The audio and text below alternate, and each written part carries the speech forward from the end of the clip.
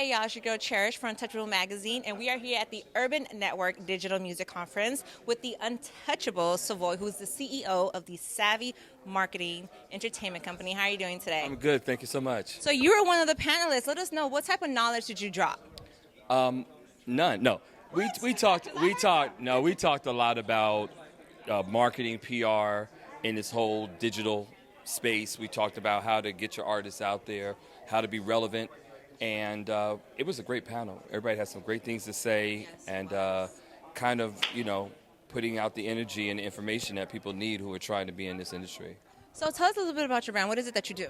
Well, we do everything from PR, marketing. We create events.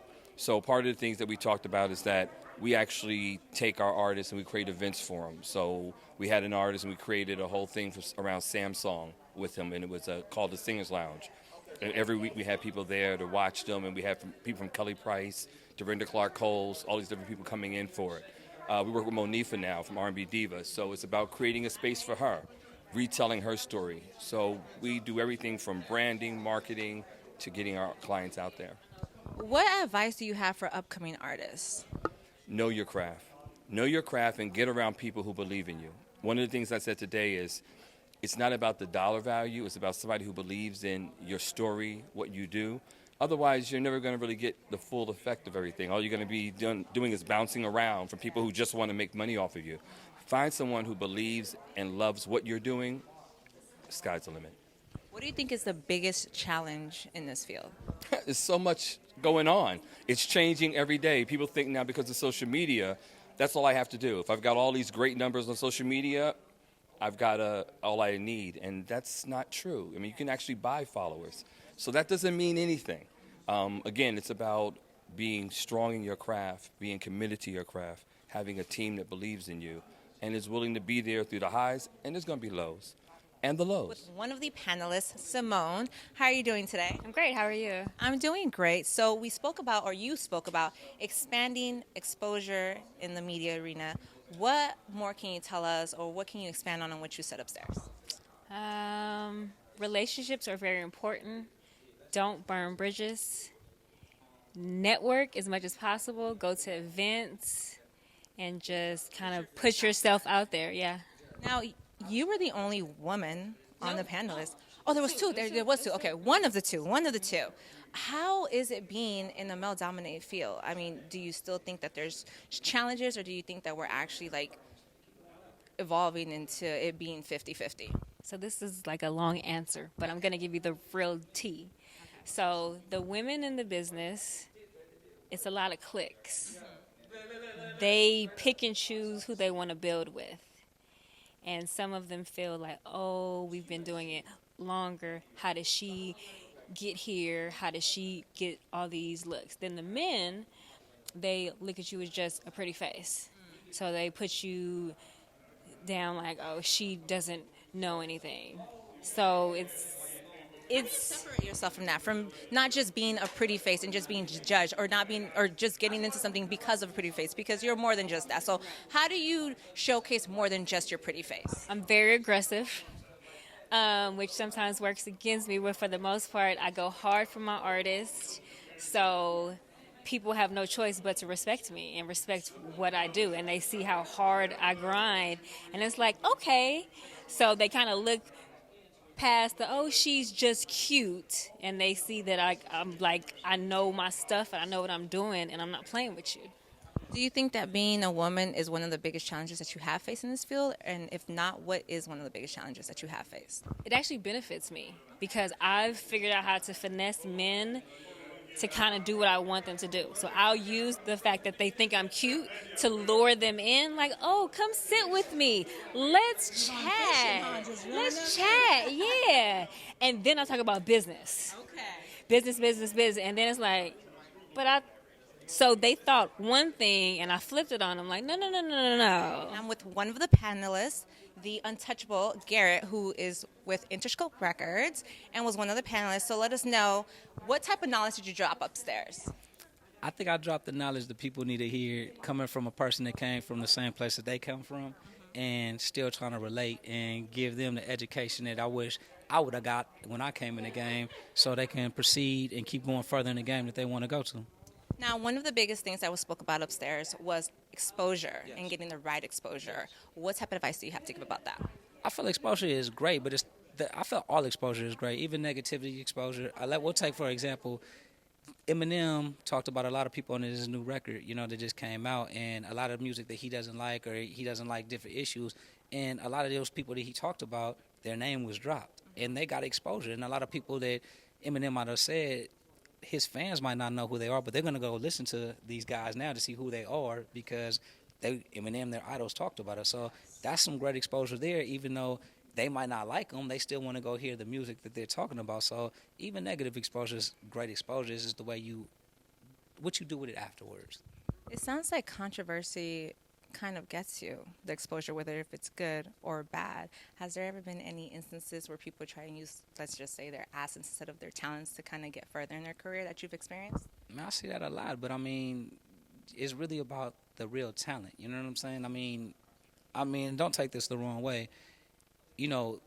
Back in the day, people used to hate going to strip clubs and, oh man, them girls are this, that, and this. And it's like you go to strip clubs now, and the girls dancing is kind of like a burlesque dancer. They're not even looking at the girls. There's other girls that's at the strip club having a good time. But those girls on stage, it really takes talent to do what they're doing. I can't do it.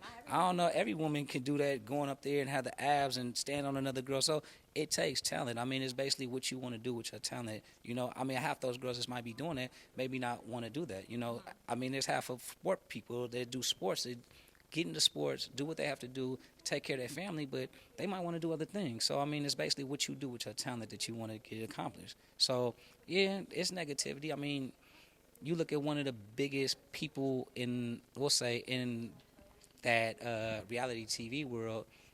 A sex tape came out, and man, they got so many $1 million. And it's like, wow, nobody even thinks about the tape anymore. They think about all the millions of dollars that whole family got and everything that they're doing besides that. And it's like, that was 10 years ago. Well, they relevant now, and they still gonna be relevant. Do you really believe in that one jingle, sex sells? I feel like anything sells. Do you think it helps? Do you think that gives them that extra Because to be honest, when people see sex tapes, it's the people use it for a stepping stone, and they end up being something completely opposite. Yeah, but it doesn't matter. Like this dude just said, Ray J. It backfired for Ray J, but it escalated Kim Kardashian. So it's a gift and a curse. It could work and it couldn't work. It's like you shooting a dice game. You might hit a 7 or you might hit a snake eyes on the first one, but it's basically what you're gonna make out of it. People might look at you and not know you and judge a book by your cover, like, oh, this, that, and this. But do you sit here and be like, okay, yeah, I know I'm a pretty girl, this, that, and this. Or do you like, I don't want to use that. I want to use my mind, my education, and my talent to show them, like, okay, I know I'm pretty, but I got all this other stuff to offer. That's just another asset of something that I have, But I can still offer all these different things, which I feel like everybody has, So, does sex work? Yeah, sex works, but sex works to a certain point. Everybody get old. You ain't going to be sexy all the rest of your life unless you're going to... With these doctors that we got out here, I don't know. Yeah, but here's my thing about that, too. It's like, you can do anything that you want. I think God made us all the way we are. Like, I got a learning disability. I'm not the best reader. I'm not the best writer, but I can speak, and I know I can do a lot of other things, But at the end of the day, if I had an imperfection with my body, I want to go fix it and stuff. But when I have a kid, that kid ain't going to be, the imperfected, the perfect whatever it is. Yeah, it's going to be whatever God made me originally. So all these people, they might have this and this, and, these doctors that do it, like, your baby ain't going to look like what you look like. They're going to look like what you used to look like. So, it's what makes you happy, And I'm just, trying to keep it going and make sure everybody has the right information in the music side and, the digital side or whatever they're trying to do to be happy. Like, that's what life's about. Got to pass it on. So. And I have one of the Untouchable panelists, Julian, who is a columnist for Forbes and for Beats by Dre. How are you doing today? I'm doing great. It feels good. So you were one of the panelists upstairs. Obviously, they didn't hear it yet. So just give us a little snippet of the knowledge that you dropped. Yeah, so the panel was about PR and exposure. So if you are a publicist or an artist, how do you continue to elevate your profile, elevate your brand in a space that's changing, it's converging. So media, marketing, entertainment, it's all becoming one in technology. So it's difficult for younger artists, older artists, or people in the business to navigate that. So we talked about how that's changing, right? How you need to stay true to your story, how it all starts with that. So before you try to build anything, you need to know what your story is. So we talked about the importance of that, your network, building real relationships that have a respect for somebody's craft, a respect for their time, and having a shared, value around that. We also talked, too, about the need to build your own communities and create your own opportunities as an artist. So we're in a time of direct-to-consumer, right? So you don't need the middleman, you don't need the label. So it's about how do you build that community and own it and control it and then take it to a new level, which led to what I feel like was probably the last major touch point, which was pretty much around the idea that once you've built your own audience, you need to be a student of the game so that you know how all the pieces work, so that you're not dependent on anybody. And when you get to that point, you're actually ready because you know how to talk to different people. You know how to lead and put things together and really direct your tribe. So those are some of the things that I feel like stood out that we talked about on the panel. How important do you think, or how important is a role of social media for an upcoming artist? It's huge because social media is literally the only platform that can be whatever you want it to be. It can be a personal platform where you're just strictly sharing who you are, what your lifestyle is. It could be a marketing platform where you're using it to build a business, grow a business, or it could be a space where you're creating community and you just want to create a space for people who share the same interests as you to connect with each other. At the same time, a platform like Instagram and social media is the new entertainment business. We're in a time where that literally is what cable used to be, what IGTV, Facebook Watch, these platforms are. So I think for an artist, it's first about seeing it as more than just some social tool to push your links out to the public. I think you have to see it as, okay, if it can be all these things, how am I going to use it to its maximum potential? So how am I going to share parts of my story? How am I going to, find ways to translate my message? How am I going to create content? Because the music business is a media business. How am I going to create a series, a content, or just something where I can engage with people? So I think it's incredibly important. The music has become a platform to sell a lifestyle. And at that particular point, the music has to be good, but the lifestyle has to be something that people can connect to. So I think social media is how you do that. What do you think are the biggest challenges that upcoming artists are facing? Biggest challenges upcoming artists are facing is clout chasing is one. Say it again. Clout chasing is 1, 2, and 3. I feel like we're in a time where people feel like they need to be a gimmick. They feel like they have to figure out what that thing is that's going to piss somebody off, or what's that thing that's going to make me look like a weirdo. And I feel like people have a battle with being themselves.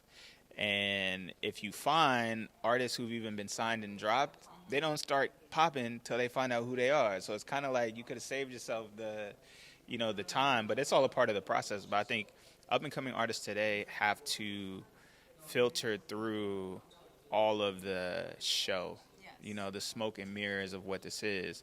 Because once you get in the game, you realize how smoke and mirrors it is. So I think that's a big one, the pressure of that. I think another one is understanding the space because it's changing. So it's not a space where you can just be like, I just want to make music all day and put it out. How are you going to put it out? Do you understand SoundCloud? Do you know streaming? Do you know how to put your music up? Do you know how to count it? You know how to make a playlist? Do you know who the tastemakers are? So I think up-and-coming artists getting a grasp on how the landscape is changing while it's still changing is very difficult.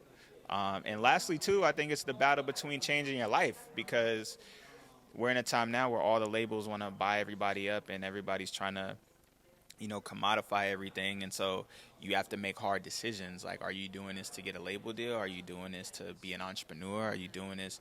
So I think younger artists are faced with a lot of that. Yeah, figuring out what that is. Hey, this is Savoy Walker of Savvy Market Entertainment Group.